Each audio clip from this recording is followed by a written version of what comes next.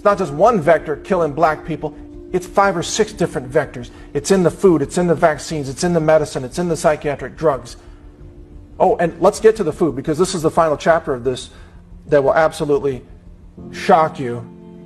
Now, you're hopefully aware of genetic engineering of the food supply, right? They're called GMOs, or genetically modified organisms. This is an advanced science technique to alter the DNA of food crops in order to build in certain traits and physical properties or even chemical properties that the scientists want to put into the food. Now, I'm going to explain to you how your food is now being weaponized as an extermination vector to eliminate black lives. All right? Now, I'm a food scientist. I'm the author of Food Forensics. It achieved the #1 best-selling science book on Amazon.com. I'm the co-author of science papers that have been published in mainstream science journals. I'm not just a casual layperson when it comes to food science. I run a mass spec laboratory that's ISO accredited, validated, audited, inspected, passed many, many tests. Our data can be used in a court of law anywhere around the world. We do food analysis. We can search for complex molecules such as pesticides or elements such as mercury or cadmium. So I run the lab. I am the lab science director. I know a thing or two about food science. Now, what they have invented, when I say they, I'm talking about the genetic engineers, not only have they found a way to put these genetically engineered traits into food crops, they've now found a way to cause food crops to grow RNA fragments that can be specifically targeted like bioweapons to interfere with the physiological processes of targeted species that might eat the food. Now, this technology is called RNA interference technology. It's relatively new compared to GMOs, relatively new. It's being touted now as a technology to eliminate the use of pesticides, because what they're saying is they can cause a corn crop to grow RNA fragments that will kill the insects that eat the corn without having to use pesticides like toxic chemicals that overload the insect nervous system and kill it from a nervous system breakdown and so on. This RNA interference technology is a pesticide technology, but it doesn't rely on pesticide chemicals. It relies on RNA fragments in the food. Now, what's disturbing about this is that this technology can be fine-tuned to target a specific race of humans who eat the food. I want you to follow me very carefully on this, because most people have never heard of this before. They've never heard of this technology. They don't know it can be targeted by race. Food crops can be engineered right now based on existing technology to cause infertility in black people alone. That technology is a reality. It's widely covered out there in the mainstream media, in the science media. RNA interference technology is widely covered. And they openly talk about how it can be used to target specific physiological processes of certain insect species.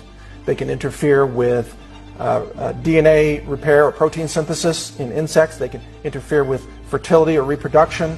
They can interfere with mobility, a nervous system interaction with the musculoskeletal system, or depending on what animal we're talking about, other systems, endoskeleton systems. I ask you, does that technology exist? The answer is yes. It absolutely exists right now. Are they using that technology? I ask you, do a little bit of research, look at the plummeting sperm production in black men. Sperm production is plummeting in black men. Sperm production is precisely the kind of physiological process that can be targeted by RNA interference technology.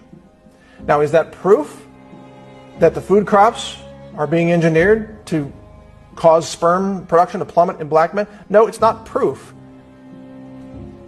But when you connect the dots of all the other things that are being done covertly, this becomes something very likely in the realm of possibility. It would take a lot of advanced testing to find this out.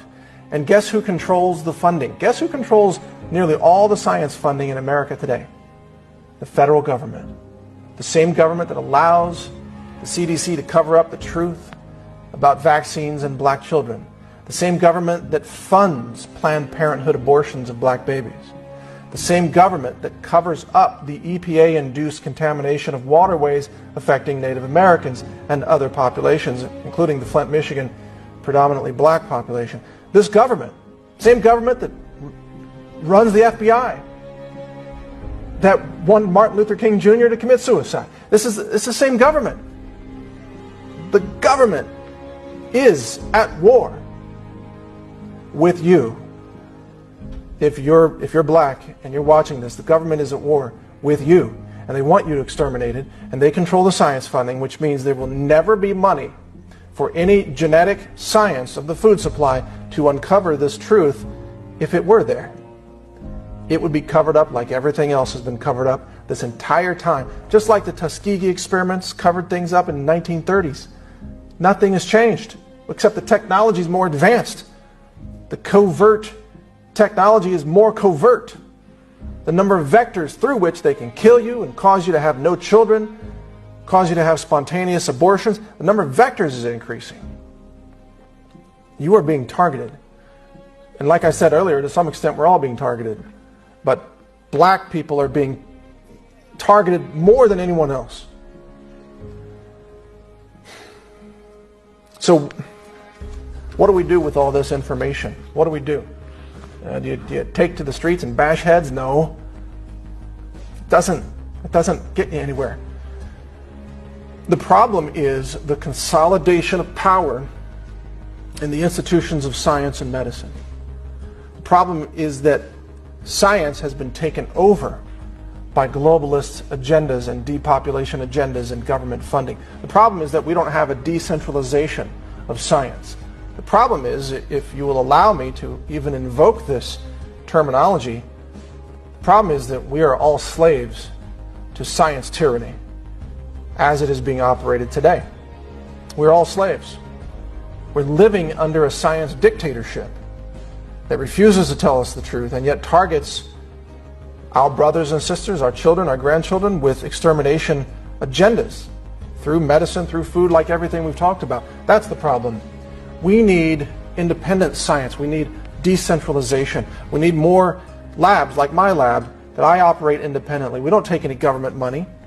That's why I can tell you this truth. You think if I were on the payroll of some big corporation that used government money, do you think I could stand here and tell you this truth? No way. Not a chance. It would yank your funding so fast, cover it up, sweep it under the rug. I can only stand here today because I have no financial ties to the system that's murdering all of you. Nor will I ever have financial ties to that system. I refuse to take money from satanic forces. I refuse to take money from murderous regimes. And that's what the United States government is today. It is a murderous regime, and it has been that way under President Obama, President Bush. It's beyond any single president. It has nothing to do with Trump. It's the bureaucracy, the momentum of genocide that is endemic in the culture of the CDC, in the culture of the FDA, in the culture of the EPA, that is beyond the reach of any one candidate or any one politician. And it has persisted for generations, and it continues to persist. And it will continue to target you and murder you and cause you disease and cause you brain damage and cause your children autism until the day comes that we the people decide to stand up and take back our liberty from this murderous regime that commits murder and genocide in the name of science and medicine. And that is what we must do. I don't think it's a goal that can be achieved through violence, and I don't call for violence because that is being inflicted against us in far too many ways. It must start with awareness. And so the only thing I ask of you watching this, listening to this, even if you don't believe every chapter of the talk here, maybe you find some of them hard to believe so far. The only thing I ask of you is share this information. Share this video. Share this talk. Have a public viewing in a church. Maybe you've got a black church somewhere. Invite your congregation to watch this if you dare. If you want to know the truth about this from a scientist, an independent scientist who sees what's happening and refuses to be silent and refuses to be exploited by the evil that exists in our world, the murderous evil in the name of science, stealing life away from black families and black mothers, and pursuing a goal of global extermination through medicine and science.